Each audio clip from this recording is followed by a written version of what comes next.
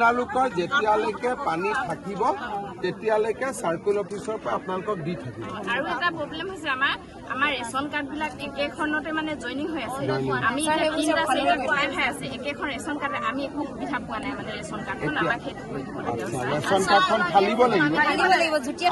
আপোনালোকে যুটীয়া ৰেচন কাৰ্ডখন দুখন কৰি ল'ব লাগিব। সেইটো মই সুবিধা কৰাই দিম। মানে এজনে পালে দ্বিতীয় বোৱাৰীজনে পোৱা নাই। কিন্তু নামখিনি আছে, খালি কাৰ্ড এখন ঠিক আছে। এতিয়ালৈকে যেতিয়ালৈকে পানী থাকিব আপোনালোকক ৰেচনটো দি থাকিব।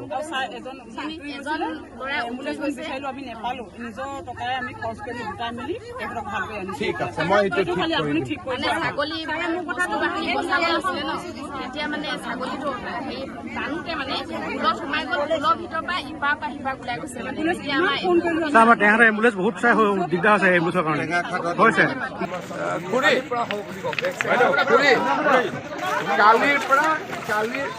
কালিৰ পৰা আমি মথাউৰিটো জোৰা লগোৱাৰ কাম আৰম্ভ কৰিম। কালিৰ পৰা আমি মথাউৰিটো জোৰা লগোৱাৰ কাম আৰম্ভ কৰি দিম। 3 দিন 4 দিনত মথাউৰিটো জোৰা লাগি যাব, তেতিয়া আপোনালোকৰ ৰাস্তাটো খুলি যাব। আমি কালিৰ পৰা আৰম্ভ কৰিম। মন্ত্ৰী বেগ চেক আহি গ'ল।